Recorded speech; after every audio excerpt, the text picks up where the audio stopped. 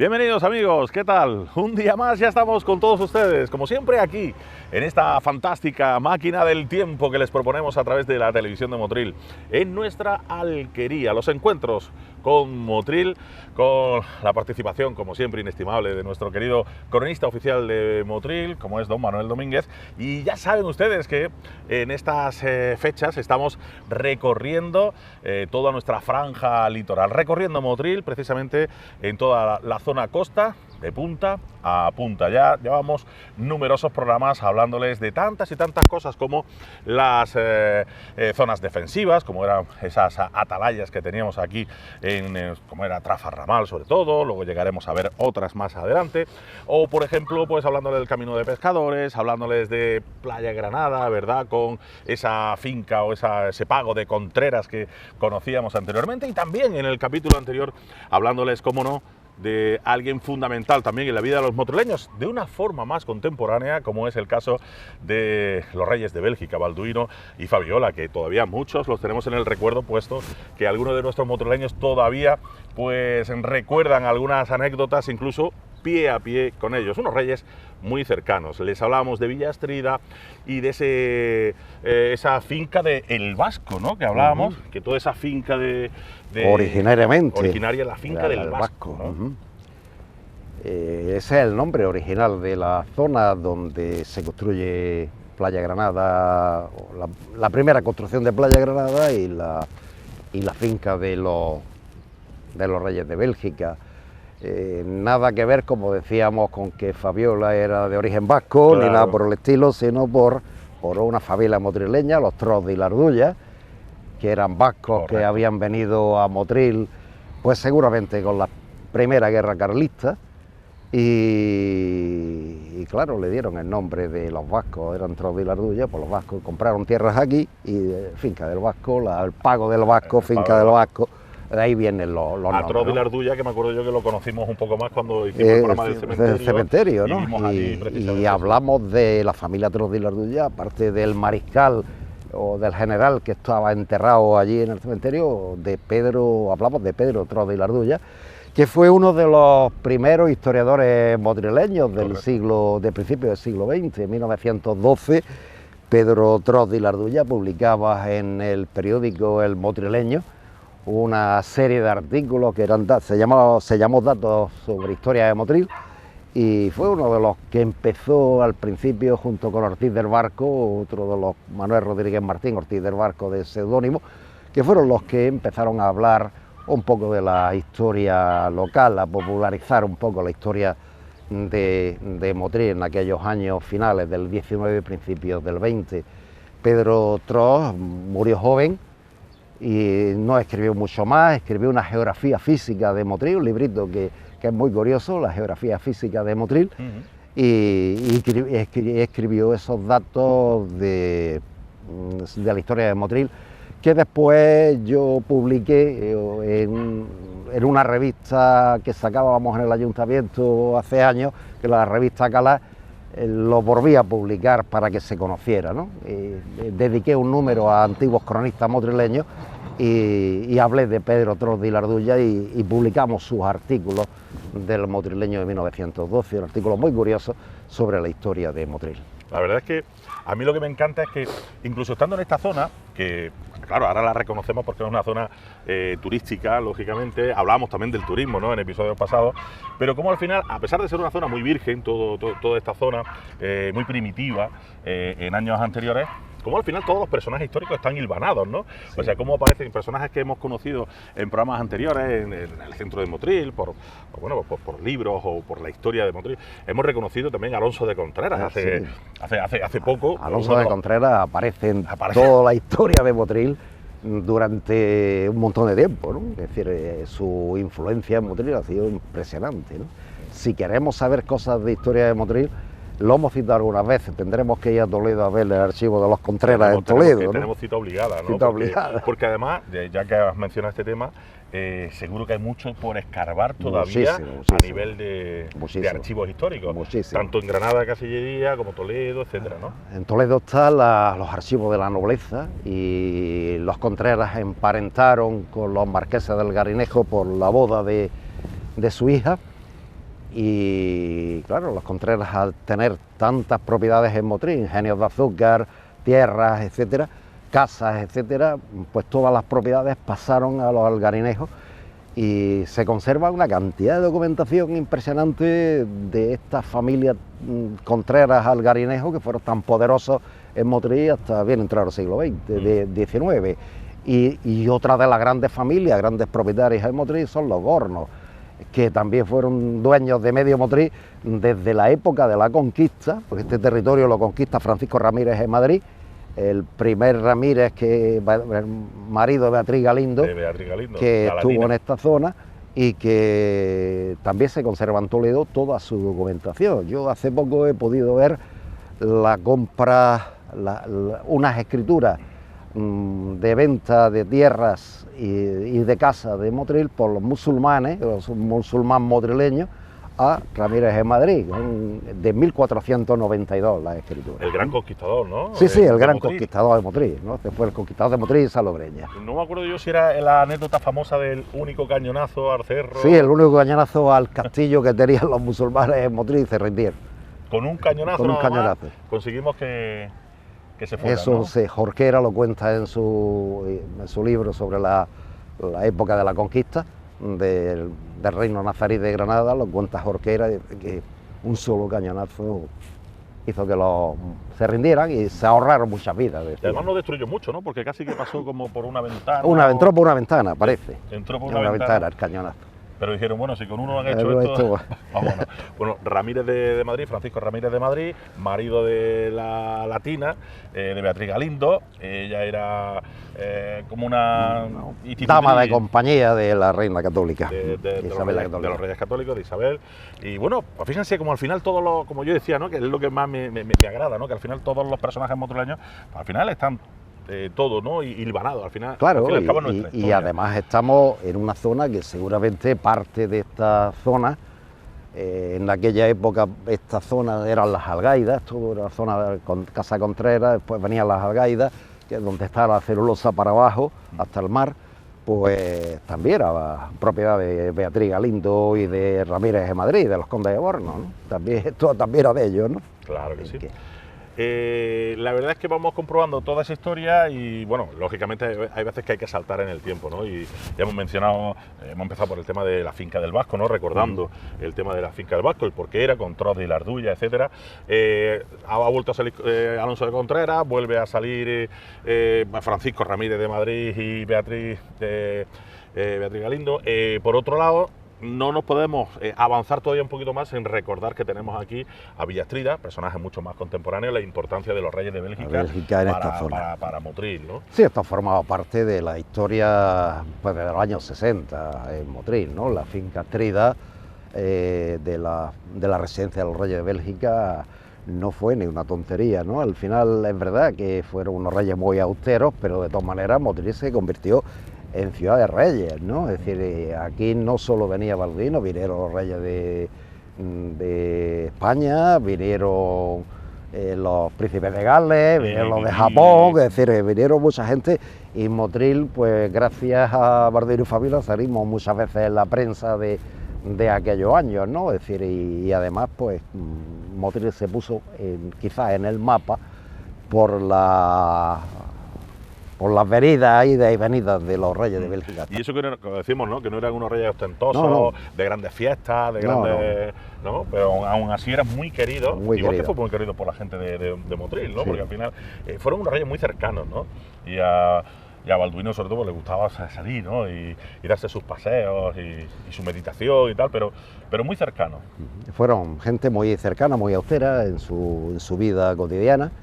Es verdad que no convirtieron a esto en una Marbella de la época, pero sí que es verdad, gracias a Dios, pero sí que es verdad que pusieron su impronta en la historia de Motril desde mediados de los 60 hasta la muerte de Balduino, que prácticamente ya Fabiola deja de venir o viene muy poco y desde luego pues en esos años pues cada vez que venían los reyes de Bélgica salía Motril en la prensa, en la televisión y en todos lados, ¿no? Es decir, Claro, y con sus dispositivos de seguridad también, o por sabiendo que ya estaban aquí, ¿no? Y además todos los motrileños estábamos como muy atentos, es decir, ya están aquí los reyes de Bélgica.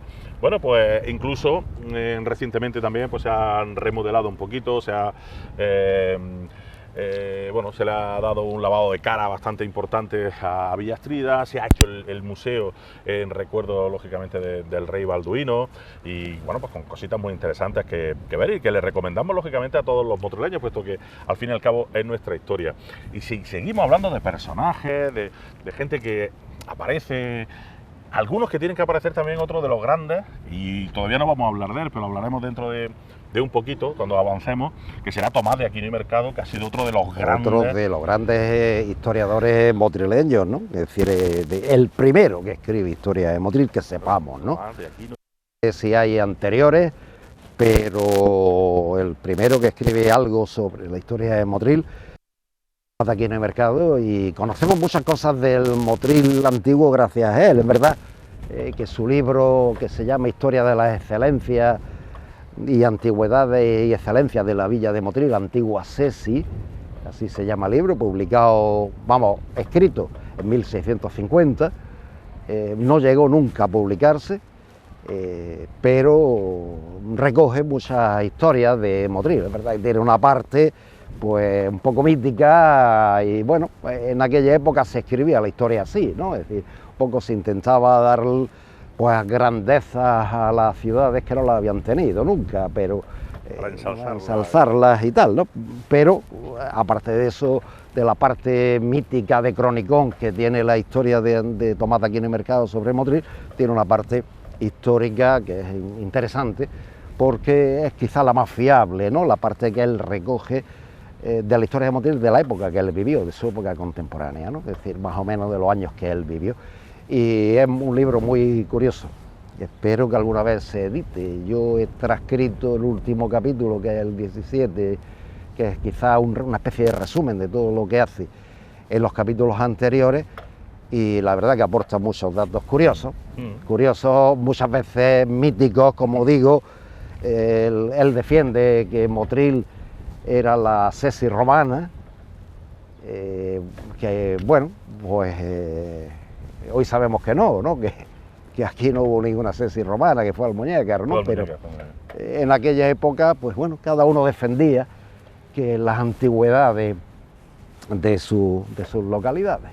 Y Tomás de Aquino y Mercado hace lo mismo, defiende la antigüedad. Yo creo recordar cuando estuvimos hablando del capítulo hace ya bastante tiempo, aquí en la misma alquería, estuvimos hablando de la avenida Salobreña cuando pasábamos por el escudo de Motril, y salió mucho a Tomás de Aquino. Claro, es que Tomás de Aquino es el que hace el escudo de Motril. Evidentemente. El escudo que nosotros conocemos, un poco modificado en el paso del tiempo, es Tomás de Aquino el que lo hace, porque en la portadilla de su libro él crea el dibujo, ahí hay un dibujo del escudo de Motril, y lo hace así. Es verdad que hay diferencias, ¿no?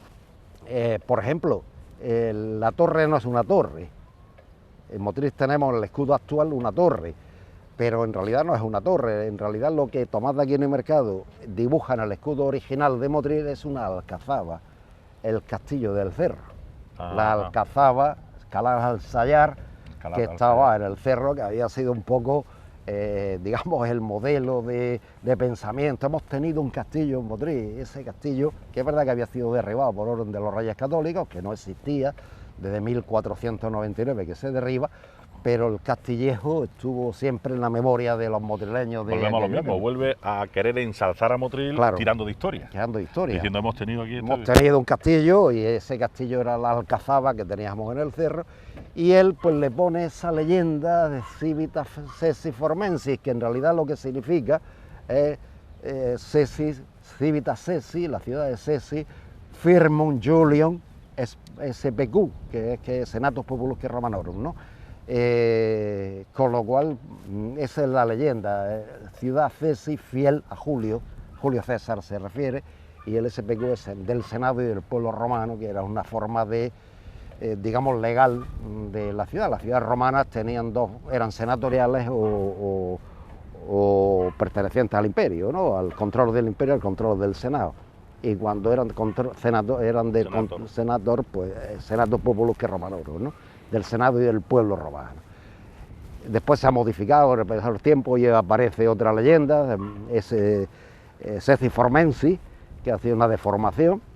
Y bueno, pero ese escudo original lo crea Tomás de Aquino y Mercado, lo dibuja en su libro de historia, y desde ahí lo tenemos, es decir, desde 1650 aproximadamente tenemos el escudo de Motril. ¿Qué mete él? Pues mete la torre, la alcazaba, la base es el mar, mete una banderita que era roja en aquella época, no era blanca y azul. La bandera de Motril era una bandera morada, roja, porque es la bandera que nos concede a los motrileños, a la ciudad de Motril, el emperador Carlos. Oscuro, ¿no? Sí, sí, el emperador Carlos V por la ayuda. Mellón, ¿no? Sí, una bandera roja era un pendón rojo que por la ayuda que los motrileños prestaron para la conquista de Orán, el rey Carlos V le concede a la ciudad de Motril la posibilidad de tener un pendón rojo, que es la bandera oficial de Motril, un pendón rojo.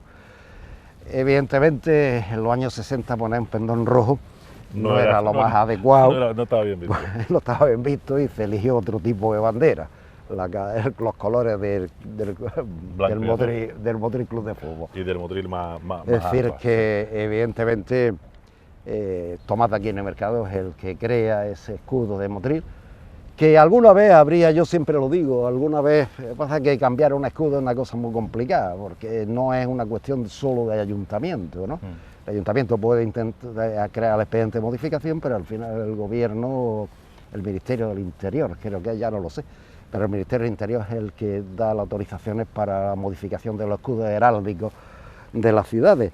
Pero estaría bonito que alguna vez modificáramos el Ceci Formensi, que no significa nada, por la leyenda, para la leyenda original del escudo, que es Ceci Civitas Ceci Firmum Julium, fiel a Julio, y con el Senator Populusque y ponerle la R que le falta, ¿no? Del pueblo romano, ¿no? Es decir, que en ese aspecto, y modificar la torre por una alcazaba, porque en realidad es una alcazaba lo que aparece en el escudo original de Motril. Y claro, todo está relacionado pues con todo esto, porque Tomás de Aquino y Mercado hace un canto a Motril, y hace un canto a su costa, y hace un canto a los montes que la rodean, que rodean a Motril, y hace un canto evidentemente pues a la riqueza de la Vega, a las cañas de azúcar, a que Motril es una ciudad muy fértil, a que Motril es conocida en los 4 puntos del orbe, que no sería así, pero bueno, es conocido, él dice que sería conocido en los 4 puntos del orbe, y habla muchísimo de la riqueza del mar, de las playas y tal. Es verdad que no cita demasiado el problema que tenían los motrileños con la playa, que era el problema pirático, ¿no? Es el problema de los berberiscos y de los corsarios y tal, que era un grave problema y que durante mucho tiempo fue un grave problema para la historia de Motril. Pues ya lo están viendo ustedes, hablamos de Tomás de Aquino y Mercado, además de todos esos personajes que acabo de mencionar en este inicio de programa. Tomás de Aquino y Mercado, que va a ser protagonista también dentro de unos minutos, y si no en los próximos programas, porque como escribía tanto de esta zona, vamos a descubrir dentro de un poco de tiempo cómo escribe sobre una de las zonas también importantes de aquí de nuestro litoral. Pero yo no quiero dejar en olvido precisamente la reconstrucción también de esta zona que tenemos precisamente en la actualidad con el Espigón, que ahora mismo se está construyendo aquí en una playa, que volvemos a decir lo mismo, que era una playa primigenia, que era una playa primitiva, y donde desde que se construye la presa de Rules, el aporte, pues siempre hemos estado hablando precisamente de la importancia y de todo lo que se ha retranqueado precisamente, pues el mar, cómo se ha ido ganando en tierra, pero claro, porque teníamos un aporte natural de arena que ya no existe, de ahí quizás la problemática que hemos tenido. Yo digo, los ingenieros saben mucho de estos temas, ¿no? Y los estudios que se han hecho desde la Universidad de Granada cuando se hizo la Rules y tal, ¿no? Se sabía perfectamente que en el momento en que Rules empezara a embalsar y no hubiera las torrenteras que creaba el río Guadalfeo cada vez que venían épocas de lluvia, que arrastraba esa punta de arena, esa delta del Guadalfeo que aportaba arena a la playa, pues eso se cortaba en el momento en que Rules deja embalsar Cuando agua, se hace su presa, pues y ya pues no había aporte de arenas a la playa. Y antes o después, pues este trazado de la playa como lo conocíamos, pues iba a desaparecer. Es decir, y efectivamente ha sido así. Es decir, y ahora, pues la obra del Espigón, pues va a permitir seguramente que la playa vuelva a ser un poco como era, Claro, es decir, aumentar el control de las arenas, que no se vaya. El río seguirá sin aportar arena. Hoy las ramblas y los balates están canalizados, tampoco hay aportes de tierra de la Rambla de la Bruja, ni nada por el estilo, ni los balates de los Cienillos, ni del balate de la Culebra, ni el balate de la Escalera, ni nada por el estilo, que eran los balates que aportaban tarquines y tierras a la Vega y a la costa. Eso, al estar canalizado, se acabó. Es decir, que indudablemente pues hay que, por eso estas obras, ¿no?, de que tú citabas antes, del Espigón, que es fundamental para aguantar la costa, ¿no? Aguantar. No, y lo que está claro es que esto va a aportar una calidad a todas estas playas, ¿no? Aparte de pues eso, ¿no? Pues el mantenimiento de las tierras, y que bueno, que por fin no tengamos que tener año tras año todo ese. De todas maneras, antiguamente aquí no existía. Playa había, como es lógico, ¿no? Pero no era una playa visitada. Era o tierra de caña de azúcar, o tierra de pantanos, o tierras pantanosas, o tierras encharcadas, con lo cual, pues aquí no.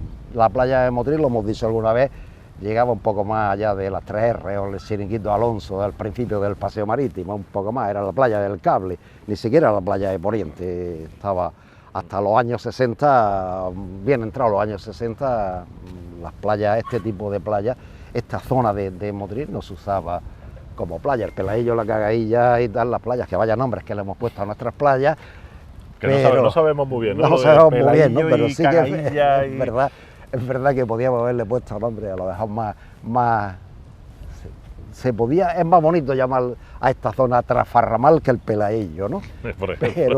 Pero es verdad que hemos puesto nombres a nuestras playas, y esta zona eran playas que no eran vírgenes absolutamente, aquí no había nada más que charcas y tierras de cultivo y poco más, ¿no? Es decir, que es a partir de los 60 cuando empieza la construcción de los edificios de la Ballena Azul. Y donde se potencia el turismo, tal y como hablábamos en programas anteriores.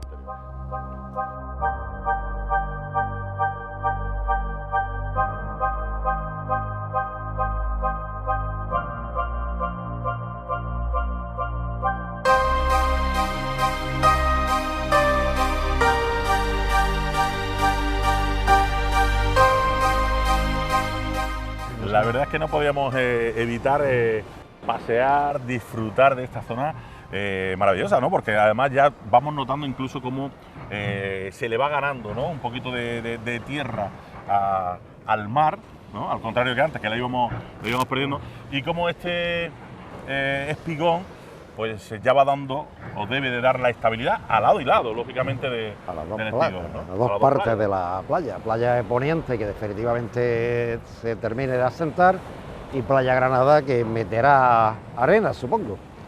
Era eso lo previsto, ¿no? Y estabilizará las dos playas, ¿no? Claro. Que lo importante del problema era Playa Granada, Playa Granada, fundamentalmente. Porque aquí, sobre todo ya a partir de Playa de Poniente, no tenemos tanto problema. Playa Poniente crecía, mientras Playa Granada perdía arena, ¿no? Pero que aquí estamos ahora mismo en la Punta del Santo, ¿no? La Punta del Santo. La Punta del Santo.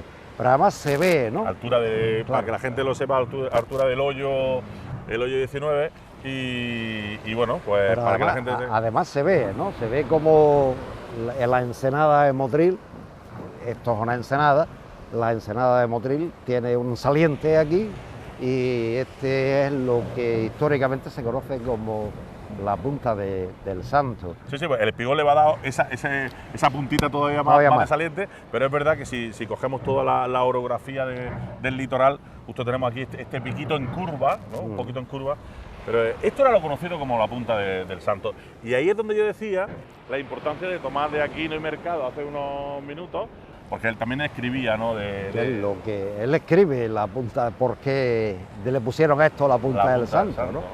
Que es un nombre geográfico que no sabemos en qué momento se adapta para ponerle la punta de este nombre, el nombre de la Punta del Santo, qué estudio geográfico es el que le pone, pero sí sabemos por qué seguramente le pusieron el nombre de la Punta del Santo, sí, ¿no? Es decir, ahí viene la leyenda que Tomás de Aquino y Mercadal nos cuenta, ¿no? Que no leyenda porque para él era una cosa real, ¿no? Para nosotros es un cronicón, no es verdad, ¿no? Pero sí que ha dado pues su pequeña historia de Motril, ¿no? Es decir, la historia de Tomás de Aquino y Mercado, ¿no? Y que los mapas ya venían localizados esta zona como la Punta del Santo, precisamente pues, para fe, ¿no? De todos esos datos históricos que nosotros al fin y al cabo vamos sacando y vamos escarbando. Bueno, pues hablaremos concretamente en nuestro próximo programa de esta Punta del Santo. ¿Por qué el nombre de la Punta del Santo? Volvemos a rescatar un poco la figura de Tomás de Aquino y Mercado, la importancia, lógicamente, de este gran hombre historiador, en definitiva, quizás primer historiador, o por lo menos los primeros que tenemos nosotros datados como historiadores de nuestro municipio, y el porqué lo de la Punta del Santo, ¿no? Y por supuesto iremos avanzando en todo nuestro litoral para recorrerlo, como yo decía al principio, de punta a punta. Espero que se hayan entretenido un poquito aquí con nosotros en este programa de la Alquería, donde al fin y al cabo vamos escarbando, como yo decía, y vamos rascando un poquito en todos los puntos de nuestro municipio, en todos los puntos de nuestra geografía, la historia de nuestro municipio. Y como siempre, con la gran sabiduría de nuestro cronista oficial, con don Manuel Domínguez, aportándonos luz y taquígrafos a tantas cosas de la historia de Motril. Les esperamos en la Alquería la semana que viene aquí, desde la Punta del Santo. Les esperamos, adiós.